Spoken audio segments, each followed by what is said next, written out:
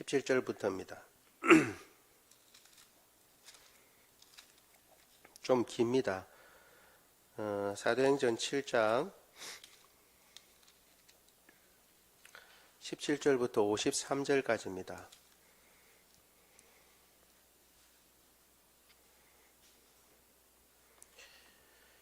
분량이 좀 많은데요. 신약 성경 197쪽입니다.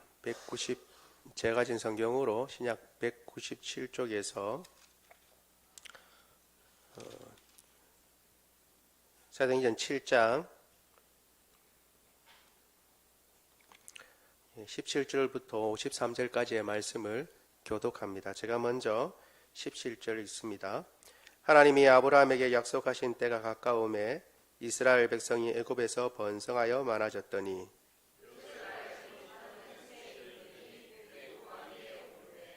그가 우리 족속에게 교활한 방법을 써서 조상들을 괴롭게 하여 그 어린아이들을 내버려 살지 못하게 하려 할세.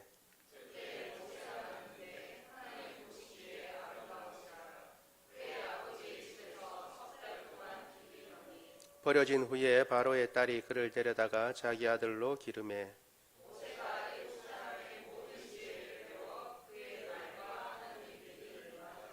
나이가 40세가 되매 그 형제 이스라엘 자손을 돌볼 생각이 나더니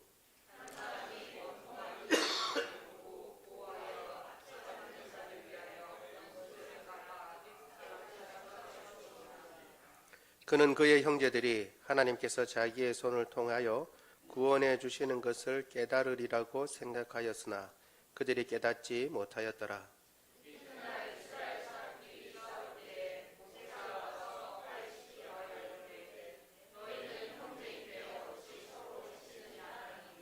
그 동무는 해치는 사람이 모세를 밀어뜨려 이르되 누가 너를 관리와 재판장으로 우리 위에 세웠느냐?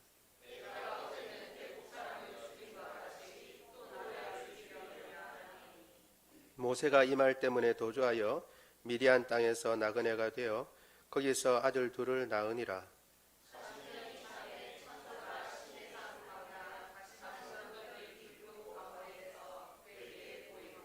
모세가 그 광경을 보고 놀랍게 여겨 알아보려고 가까이 가니 주의 소리가 있어 나는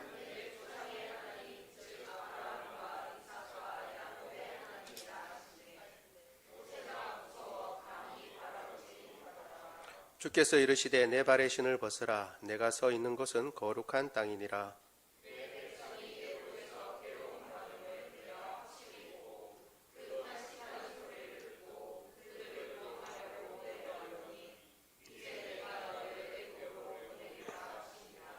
그들의 말이 누가 너를 관리와 재판장으로 세웠느냐 하며 거절하던 그 모세를 하나님은 가시나무 뜰기 가운데서 보이던 천사의 손으로 관리와 속량하는 자로 보내셨으니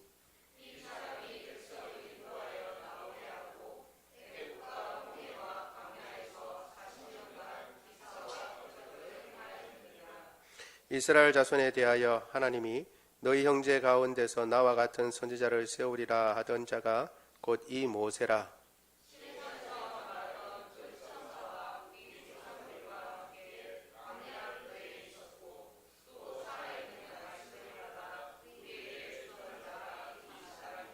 우리 조상들이 모세에게 복종하지 아니하고자 하여 거절하며 그 마음이 도리어 애굽으로 향하여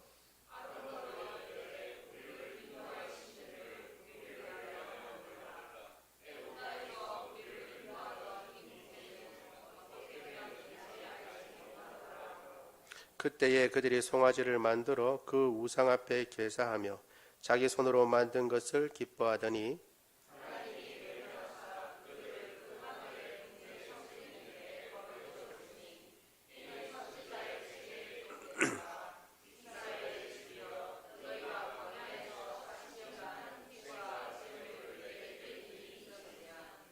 몰록의 장막과 신 레판의 별을 받들었으며 이것은 너희가 절하고자 하여 만든 형상이로다.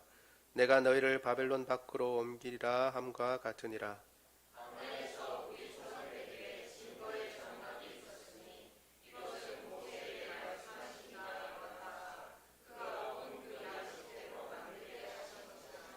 우리 조상들이 그것을 받아 하나님이 그들 앞에서 쫓아내신 이방인의 땅을 점령할 때에 여호사와 함께 가지고 들어가서 다윗 때까지 이르니라.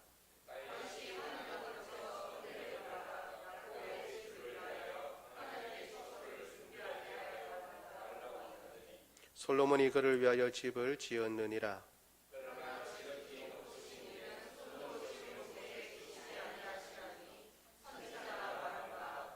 주께서 이르시되 하늘은 나의 보좌여 땅은 나의 발등상이니 너희가 나를 위하여 무슨 집을 짓겠으며 나의 안식할 조서가 어디냐.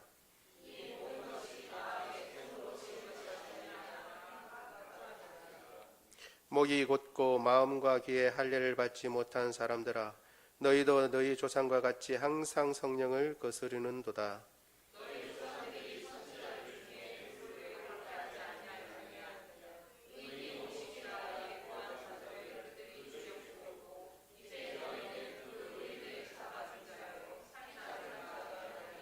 같이 읽습니다. 너희는 천사가 전한 율법을 받고도 지키지 아니하였도다 하니라. 아멘. 한숨 좀 한번 쉬고요. 길게 읽었으니까.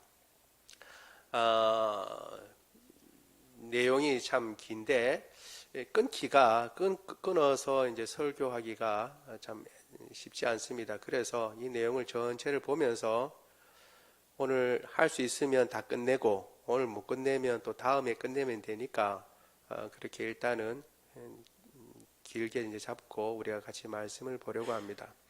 이 내용은 이제 우리가 아는 대로 지난주에 살펴본 대로 스데반이 공회에 끌려 나와서 자신에게 변명의 기회가 주어지자 이제 그 변명을 하는 내용입니다.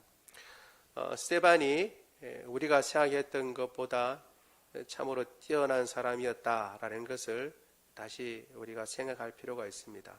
그는 그를 대해서 이야기할 때마다 성령과 지혜가 혹은 믿음과 성령이 충만한 자다라고 하는 수식어가 붙은 사람입니다. 이미 그 믿는 사람들 가운데서도 선택한 7명 가운데서 특별히 그런 수식어가 붙었다는 것은 얼마나 스데반이 성령의 사람으로 두각을 드러냈는지 그것을 보여주고 있는 것이며, 또 그가 여러 회당에서 온 사람들과 같이 토론을 할 때에 그 사람들이 오히려 그 스데반의 말을 이기지 못해서 거짓 증인을 세워서 공회에 끌고 갈 정도로 그렇게 치명적이었다 얘기했습니다. 그냥 그럴 수도 있고 저럴 수도 있다 이런 정도가 아니라 참 저런 주장도 있구나 라는 그런 수준의 것이 아니라 그렇게 해석할 수도 있겠네가 아니라 어떻게 그냥 내버려 두면 견딜 수가 없을 정도로 그 말에 설득력이 있고 그리고 그 말씀이 분명하고 확실하니까 타협점이 없다는 겁니다. 그러니까 견딜 수가 없죠. 마지막에 스데반의 이야기를 듣고 이 유대인들이 전부 다 스데반에게 일제히 달려들어서 돌을 들어서 쳤는데 그때도 마찬가지입니다. 보통 같으면 이거 놔두면 안 되겠다, 돌로 치자, 뭐 이런 게 있어야 되는데 그게 없이 왁 달려들어 가지고 돌로 쳐 죽여버리고 맙니다. 그 말은 뭐냐 하면 그 말이 너무나 분명하고 확실해서 그들 마음 가운데 갈등을 일으킬 여지가 없었다는 겁니다. 이를테면 저거 생각해 볼 수 있다 혹은 저런 여지가 있다라는 여지를 남겨두지 않고 오른편이든 왼편이든 선택할 수밖에 없도록 그렇게 만들었다는 겁니다.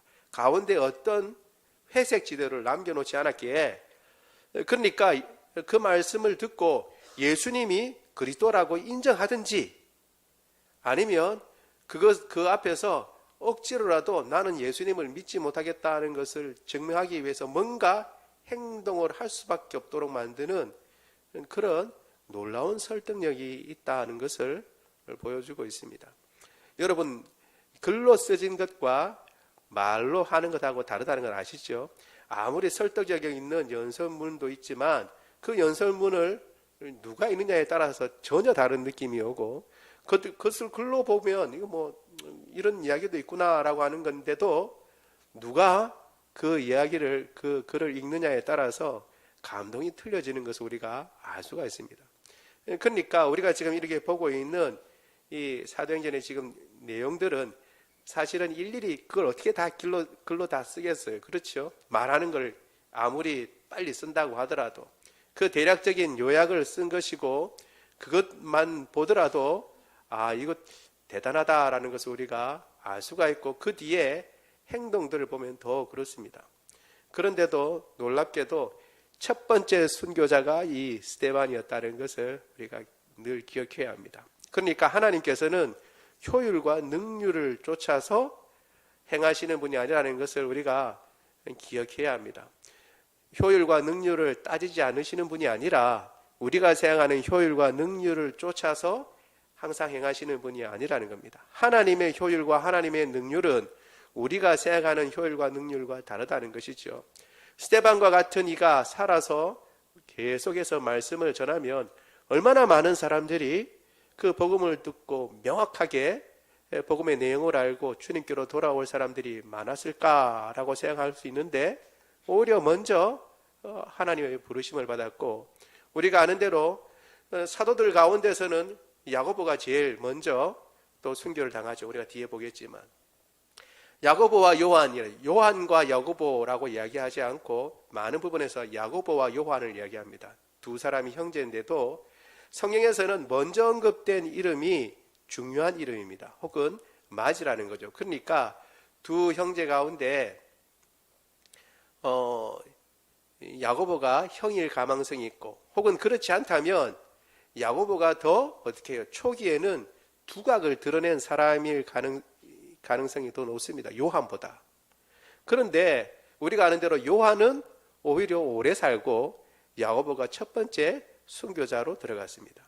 그러니까 이 모든 정황들 보면 다시 말씀드리지만, 우리가 생각하는 듯이 아이고 저렇게 능력 있고 저렇게 힘이 있고 저렇게 지혜로운 사람이 하나님의 일을 해가고 그리고 크게 하나님의 역사를 일으키면 참 좋겠다라고 생각하는데, 그런 사람들은 오히려 하나님께서 먼저 데려가 버리시고, 오히려 그렇지 않은 사람들을 통해서 하나님께서 역사하시는 것. 그래서 오히려 이건 무슨 일인가? 이거 하나님의 일에 오히려 더 손해가 아닌가 싶은 일들이 일어난다는 것입니다. 우리가 생각할 때는 그런 손해라고 생각하지만 다시 말씀드립니다.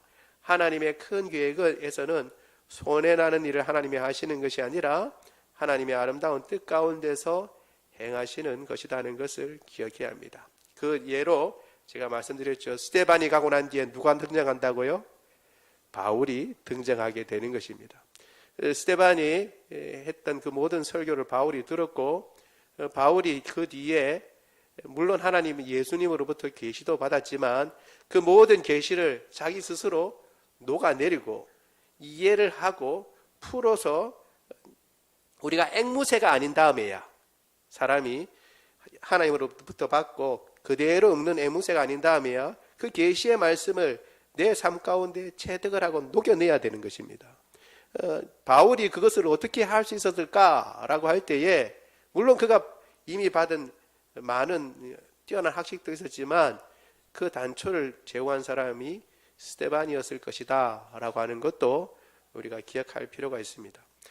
그렇게 해서 스데반이 자기가 대답을 하는데, 첫 번째 대답의 내용이 율법에 대해서 율법을 변개시키려고 한다. 모세가 준 계명을 변경시키려고 한다라는 것에 대해서 변명을 하면서 율법에 대해서 이야기를 하려고 하는 것이 아니라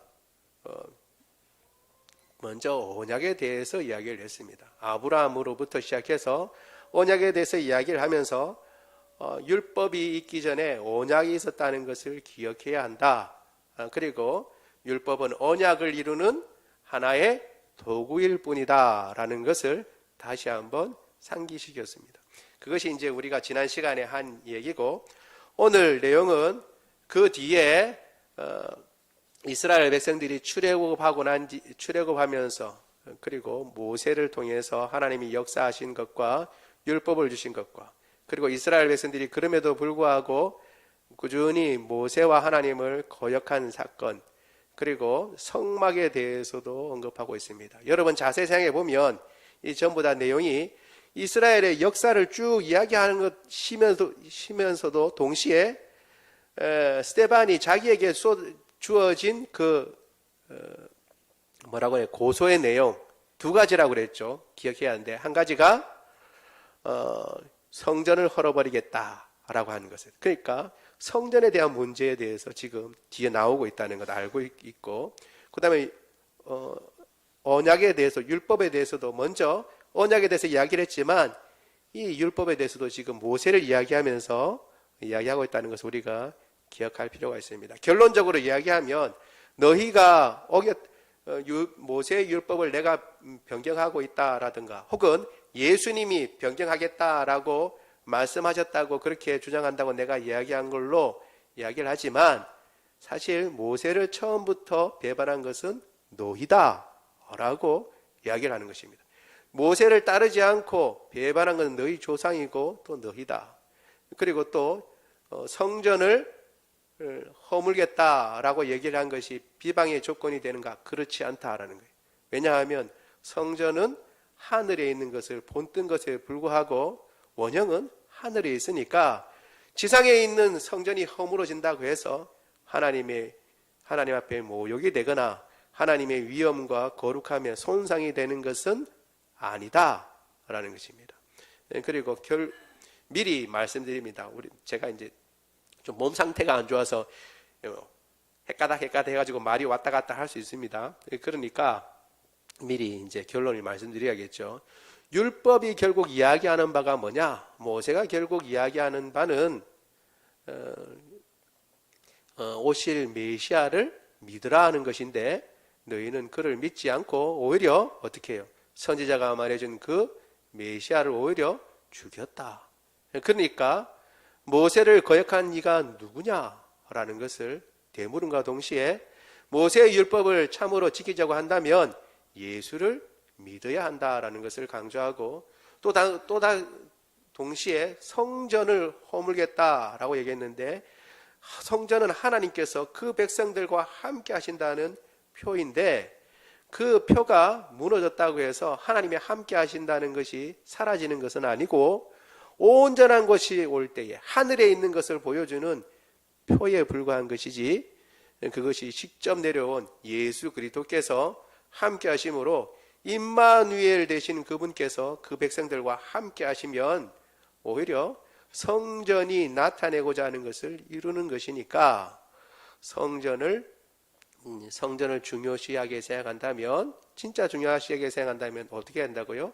오실 메시아를 믿어야 한다. 결국 다 메시아로 향하게 되어 있고, 그래서 마지막에 선지자들을 믿지 않고 선지자들이 이야기한 그 오실 자를 잡아 죽인 사람들이 너희다라고 오히려 그들을 고발하는 형식으로 마무리가 됩니다. 이 큰 줄기를 이렇게 잡고 우리가 같이 한번 살펴보도록 하겠습니다. 오늘 읽은 본문을 가지고요. 먼저 첫 번째는 너희가 모세를 거부했다라는 것입니다. 너희가 모세를 거부했다. 우리 7장 35절을 같이 한번 읽어보겠습니다. 시작. 그들의 말이 누가 너를 관리와 재판장으로 세웠느냐 하며 거절하던 그 모세를 하나님은 가시떨기 가운데서 보이던 천사의 손으로 관리와 속량하는 자로서 보내셨으니. 아멘. 잠깐만요. 정신이 없는 사람은 전데 여러분도 정신이 없는 것 같아요. 다시 한번 읽을게요. 사도행전 7장 35절을 이렇게 딱 보시고 한 글자 한 글자 생각하면서 다시 한번 읽어보겠습니다. 시작.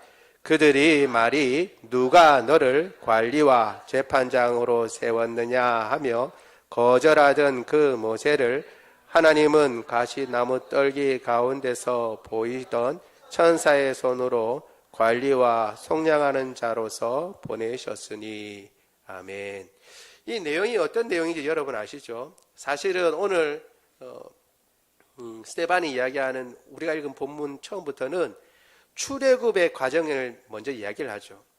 이스라엘 백성들이 이집트로 간 것까지가 지난주에 이야기였다면 그 뒤에 이집트에 요셉을 알지 못하는 왕이 들어섰습니다. 요셉을 알지 못하는 왕이라는 건 어떤 왕을 얘기할까요? 바로가 학자들은 이야기하기를 새로운 왕조가 들어섰다고 생각합니다. 그러니까 요셉을 알고 이스라엘 백성 요셉 때문에 어떻게 해요? 7년 풍년이 있고 7년 흉년이 있잖아요. 그렇죠? 7년 흉년 때는 그 흉년이 너무 크기 때문에 풍년에 있던 것들을 다 까먹고도 멸망할 정도였어요.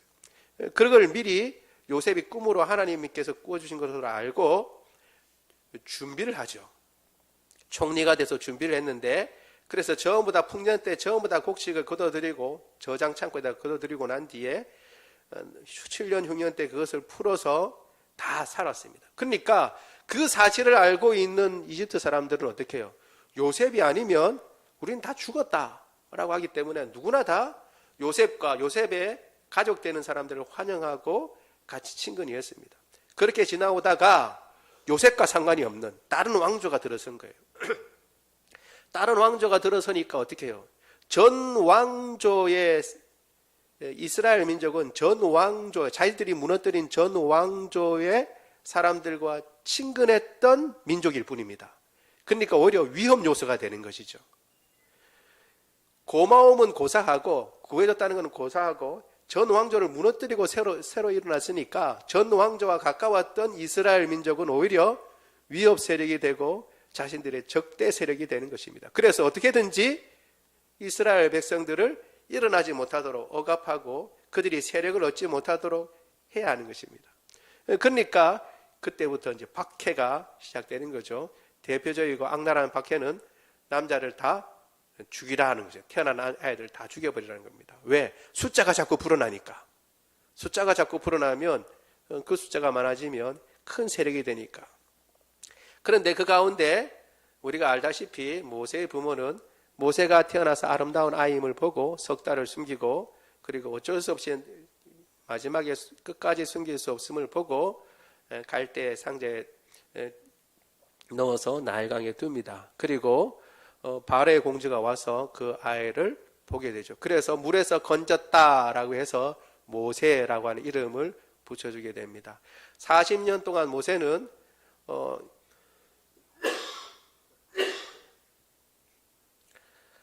이스라엘 사람인 것을 알고도 이집트에서 바로의 궁전에서 왕자 교육을 받습니다. 왕자 교육을 받고 40년, 나이가 40세에 이제 자기가 이스라엘 백성들을 위해서 뭔가 힘을 써보겠다라고 생각했습니다. 40세라고 하는 것은 성경에서는 이제 뭔가 사람으로서는 무르익고 지도자가 될 나이를 40세라고 봅니다. 그래서 사실 랍비가 될 수 있는 나이도 딱 나이가 있는 건 아니지만 그래도 40세 이후로 생각하고 있습니다. 그러니까 이제 뭔가 할 수 있는 나이가 된 거죠. 그때까지 모세는 자기 힘을 기르고 준비하고 있었다고 볼 수가 있겠죠. 그래서 이제 자기가 이제 이 나이가 됐고 준비가 됐으니까 이제 내 민족을 구원해야겠다라고 생각하고, 이제 문제가 있을 때에 자기 민족을 괴롭히는 이집트인을 죽여버렸습니다.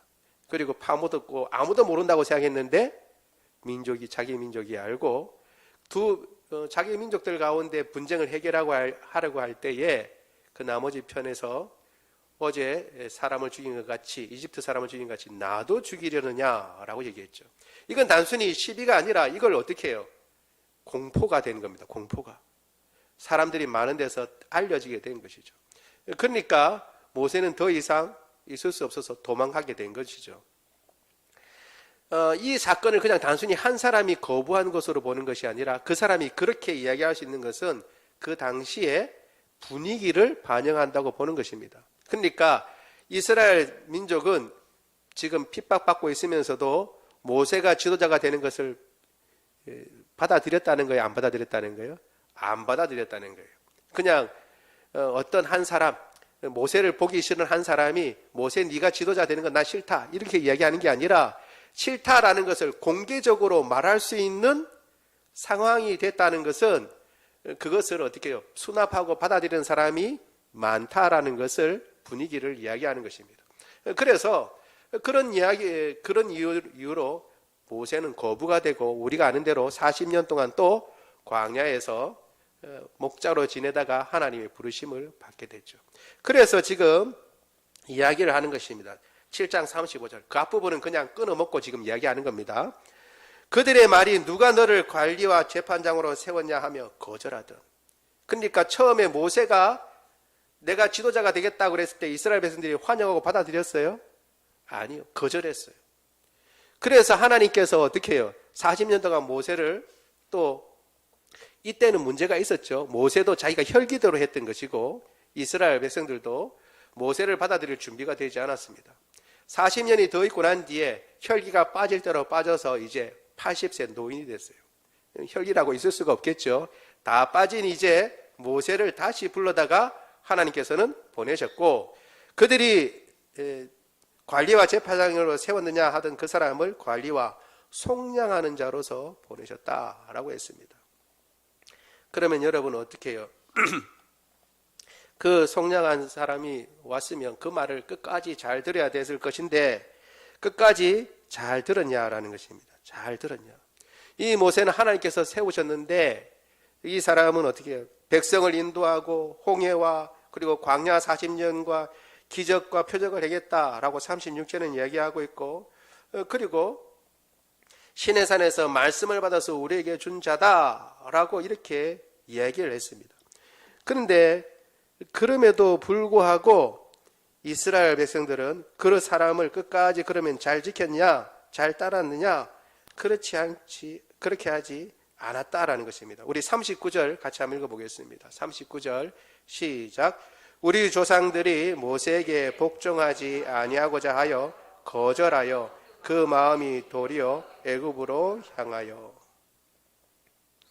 여기 아주 대놓고 지금 스데반이 이야기를 하고 있는 것입니다. 지금 모세가 40일 동안 시내산에 올라가서 보이지 않기 때문에 그래서 모세가 보이지 않으니까 우리를 인도할 다른 신을 찾자 그리고 지도자를 세우자 이렇게 했다는 것이 아니라는 것입니다. 모세가 지도자인 것이 사실은 어떻다는 거예요? 못마땅했다는 거예요. 못마땅했다. 그래서 어떻게 해요? 그를 복종하지 아니하고자 하여 복종할 생각이 없었다는 거예요. 그래서 어떻게 해요? 거절하여 그 마음이 도리어 애굽을 향하여 아론에 들어 이르되 우리를 인도할 신들을 우리를 위하여 만들라. 우리가 출애굽기 내용을 보면 어떠냐면 모세가 오는데 왜 이렇게 소식이 없지? 그리고 우리를 인도할 신을 우리가 좀 뭔가 보고 싶은데 우리를 인도할 신을 좀 보여달라. 이렇게 내용이 진행되는 것 같은데 지금 스데반의 입술을 통해서 하나님께서 평가를 내리는 평가는 모세를 사실은 그런 것도 있었지만 사실은 모세를 좋아했다는 거예요? 안 좋아했다는 거예요? 지금에야 너희가 모세하고 따르지만 너희 조상들이 그때 모세 잘 따른 줄 아느냐? 절대 아니라는 거예요. 모세 싫어해서 어떻게 해요? 오히려 모세를 싫어해서 애굽으로 다시 돌아가려고 하면서 우상을 만들었다는 거예요. 우상을 만들었다. 이 모세는 어떻게 되었는지 알지 못한다 이렇게 얘기하는 거예요. 그리고 자기 손으로 만든 우상을 기뻐했다라고 이렇게 이야기를 하고 있는 것입니다. 그러니까 어떻게 해요? 이 사람들이 처음부터 우리는 표면적으로 나타나 있는 그 가장 기본 큰 줄기를 이렇게 보지만 줄기 속에는 큰 줄기 속에는 여러 가지 갈래가 사실은 다 있었다는 것이고 우리가 이 내용들을 종합해서 볼 때에 출애굽 때에 모세를 통해서 우리가 이집트에서 해방됐으니까 너무나 기쁘다 하고 나갔지만 나간 가운데서도 어떻게 해요? 적지 않은 사람이 모세를 싫어했고 모세의 성격이나 이런 것들이 싫었는지 모르겠지만 모세를 싫어했고 모세가 지도자 된 것을 탐탁하게 여기지 않았다는 것을 이야기를 하고 있는 것입니다. 그래서 어떻게 해요? 지금 모세의 말씀을 지금 변경한다라고 얘기하지만 변경은 고사하고 모세를 처음부터 싫어하고 그 말씀은 고사하고 모세를 싫어했던 것이 너희와 우리의 조상이다 라고 이야기를 하고 있는 것입니다. 여러분, 역사는 한면으로 흘러가는 게 아닙니다. 한쪽으로 우리가 평가를 내릴 때 크게 이렇게 평가해서 1세대는 다 우리가 평가할 때 출애굽 1세대는 다 하나님을 거역했다. 출애굽 2세대는 신실해서 여호수아의 인도하에 가나안 땅에 들어갔다라고 하지만 어떻게 해요? 그 가운데 1세대도 신실한 사람들이 있었고 2세대도 어떻게 해요? 그냥 흔히 말하는 대로 그게 그건데 그래도 1세대보다는 조금 나았다라는 그런 의미지 그 안에서도 어떻게 해요? 꾸준히 하나님을 배반하고 하나님의 말씀을 거역해 왔다는 거예요. 그러니까 그 백성들을 백성답게 만든 것은 결국 끝까지 참으시고 어떻게 해요? 자식 그냥 사람 만들려고 애쓰는 부모와 마찬가지로 이스라엘 백성들을 두드려 패서라도 혹은 달래서라도 혹은 얼러서라도 하나님의 백성을 만들고 끝까지 데려가신 분은 하나님이시다라는 것을 이야기를 하고 있는 것입니다. 이 모세가 그런데 한 중요한 말을 이 스데반이 이야기를 하고 있는데 그 부분은 우리가 한번 보도록 하겠습니다. 7장 37절 38절입니다. 시작. 이스라엘 자손에 대하여 하나님이 너희 형제 가운데 나와 같은 선지자를 세우리라고 하던 자가 곧 이 모세라. 시내산에서 말하던 그 천사와 우리 조상들과 함께 광야 교회에 있어서 또 살아있는 말씀을 우리에게 주던 자가 이 사람이라. 아멘. 지금 모세에 대해서 이야기를 하면서 모세가 행한 여러 가지 일들 가운데 강조한 일이 하나 있습니다. 뭐냐 하면 너희 가운데 나와 같은 선지자를 일으키리라 하신 말한 사람이 이 모세다라고 해서 모세가 한 말 가운데 이 말을 너희가 잘 들어야 된다라는 것을 지금 강조하고 있죠. 또 한 가지는 그 모세가 또 누가 했다고요? 하나님의 말씀을 받아서 율법을 준 자다라고 했습니다.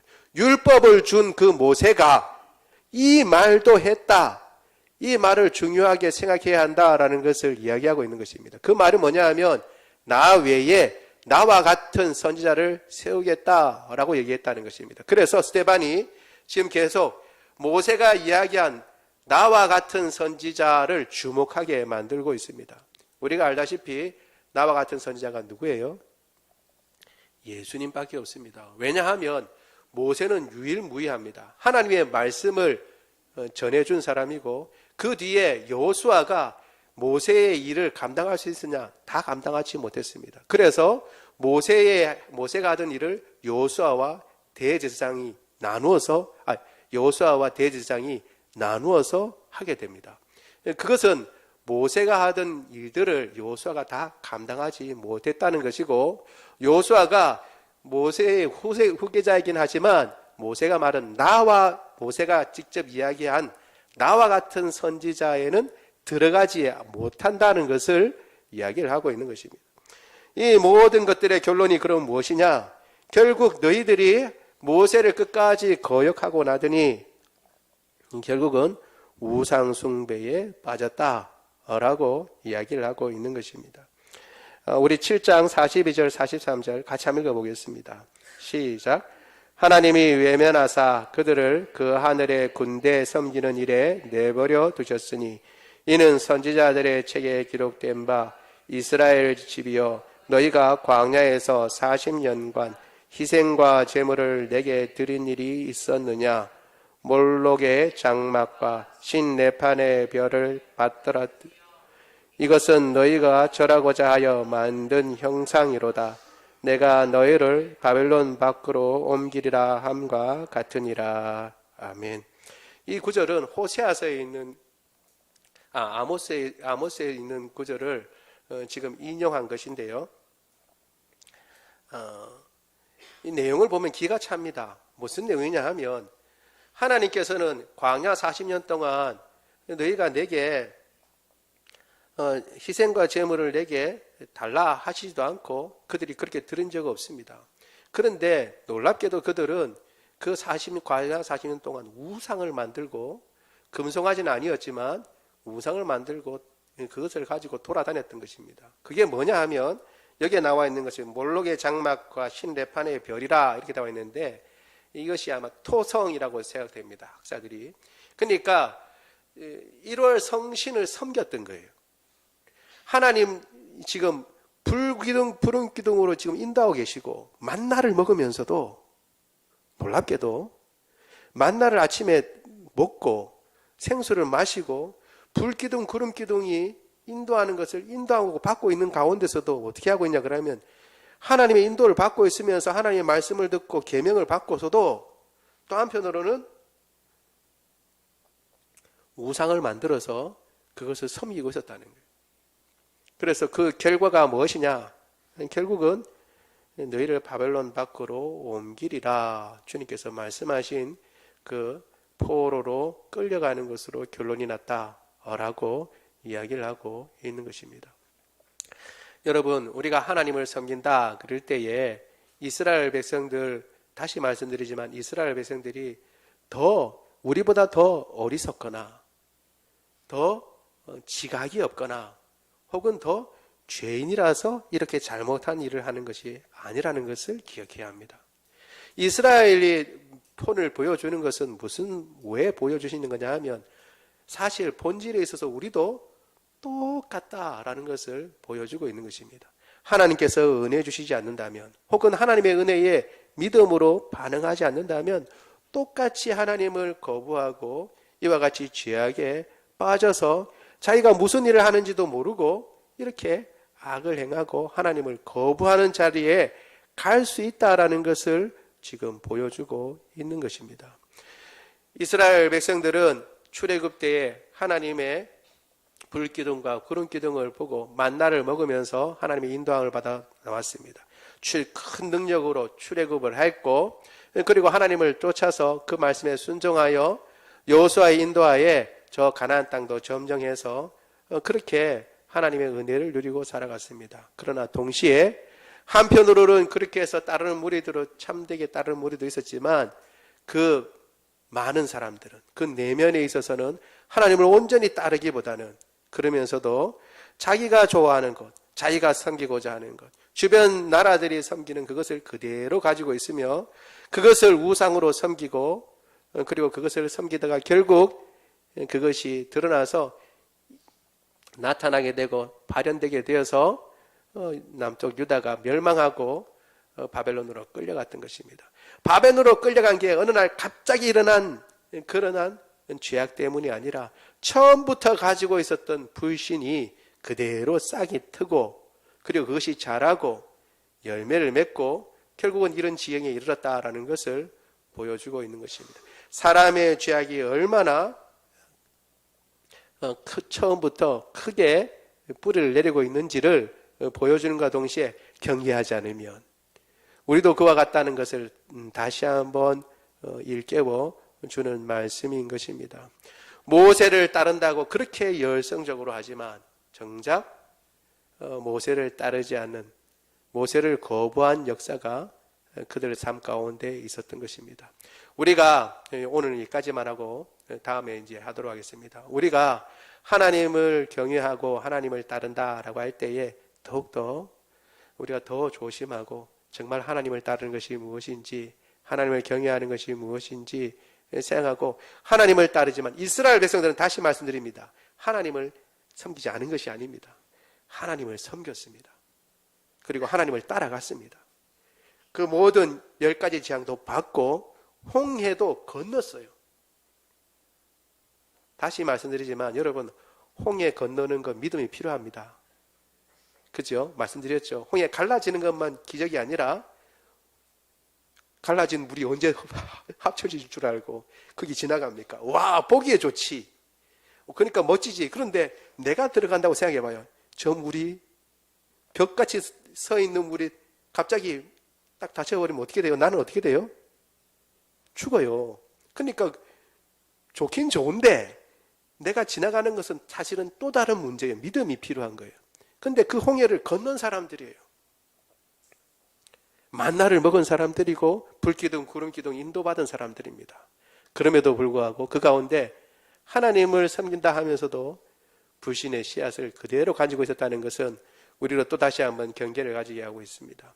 하나님을 온전히, 하나님만을 온전히, 그리고 모세의 말을 들었다면, 율법을 제대로 깨닫는다면, 하나님의 말씀을 제대로 배운다면 예수님을 믿지 않을 수가 없고, 예수님 믿고 구원받지 않을 수가 없다는 것을 우리가 기억하고, 예수님을 믿고 그 믿음대로 사는 그 일에 우리가 더욱 힘쓰고 애쓰는 저와 여러분 되기를 원합니다.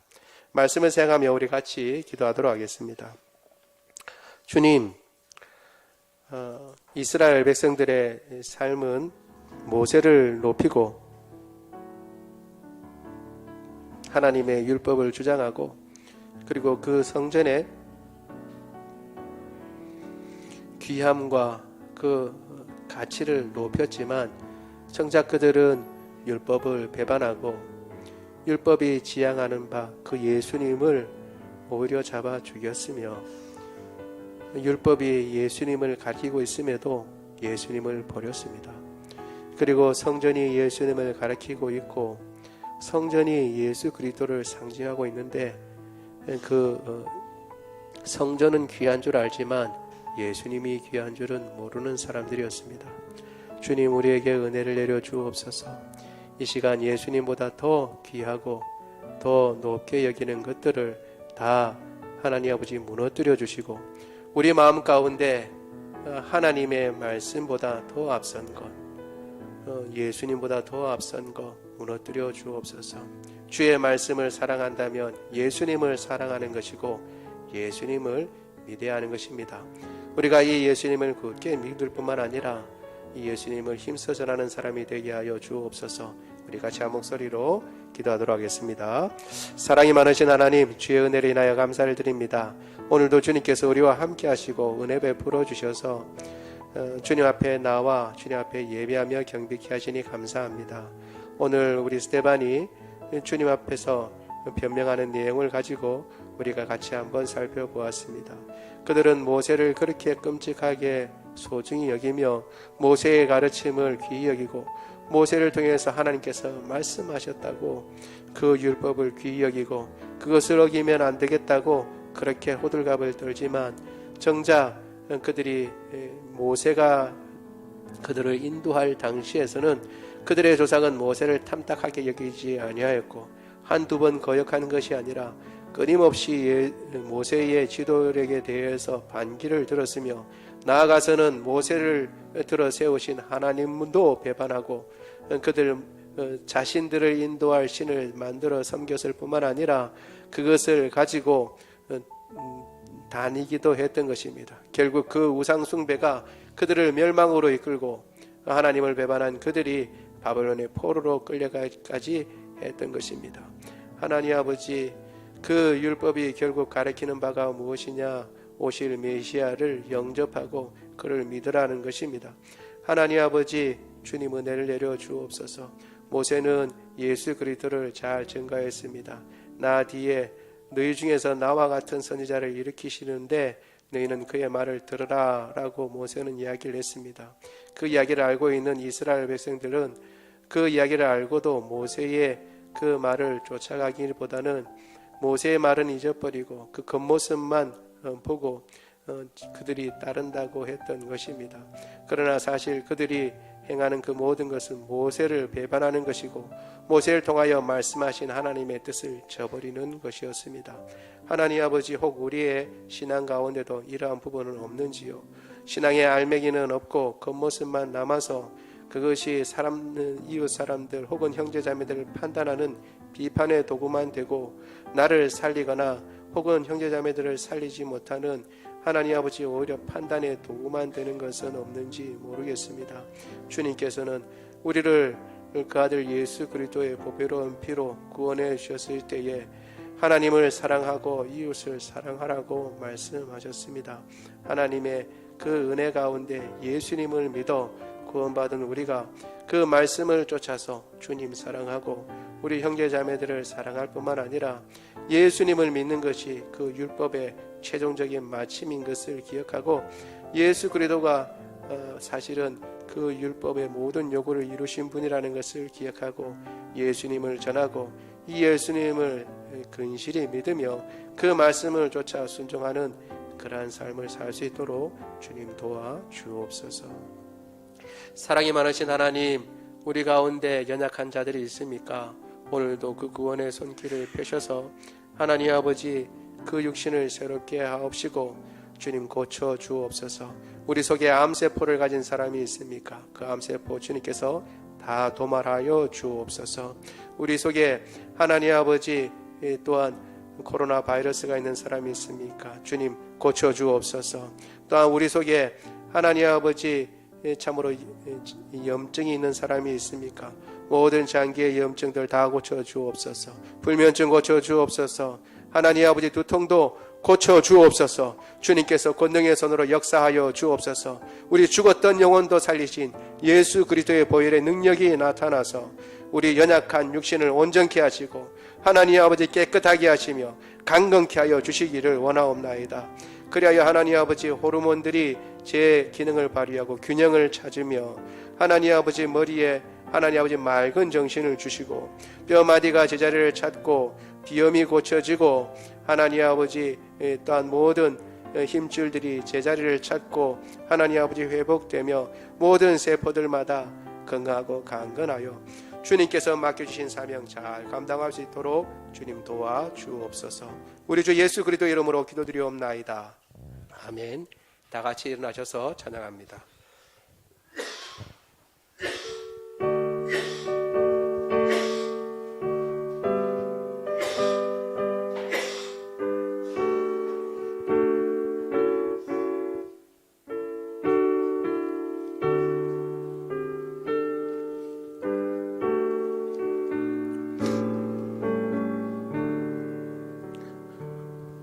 오 놀라운 구세주 예수 내 주 참 능력의 주시로다. 큰 바위 및 안전한 그곳으로 내 영혼을 숨기시네. 메마른 땅을 종일 걸어가도 피곤치 아니하며 저 위험한 곳 내가 이를 때면 큰 바위에 숨기시고 주 손으로 덮으시네. 4절 하겠습니다. 4절. 주 예수님 공중에 임하실 때 나 일어나 맞이하리.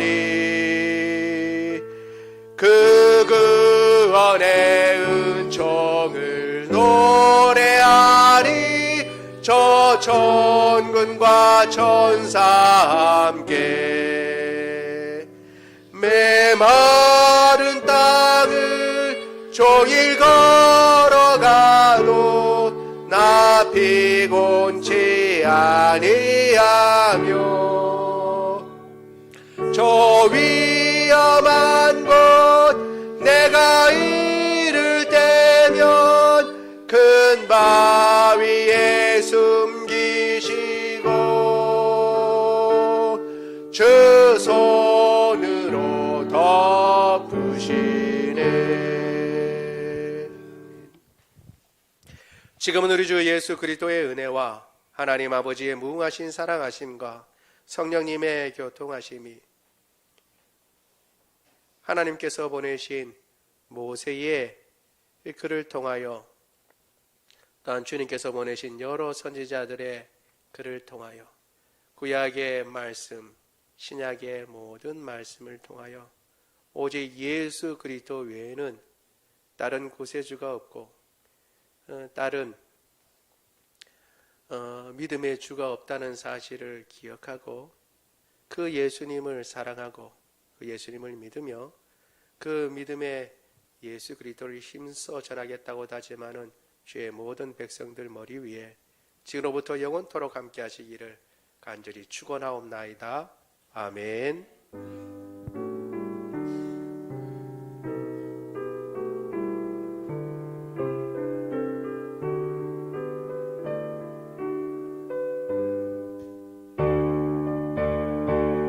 살아계신 주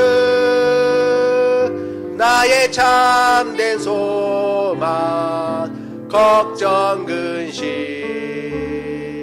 전혀 없네.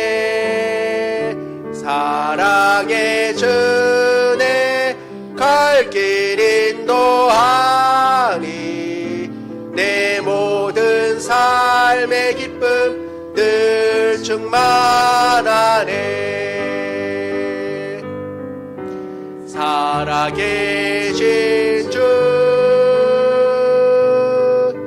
나의 참된 소망 걱정 근심 전혀 없네. 사랑의 주내 갈 길 인도하니 내 모든 삶의 기쁨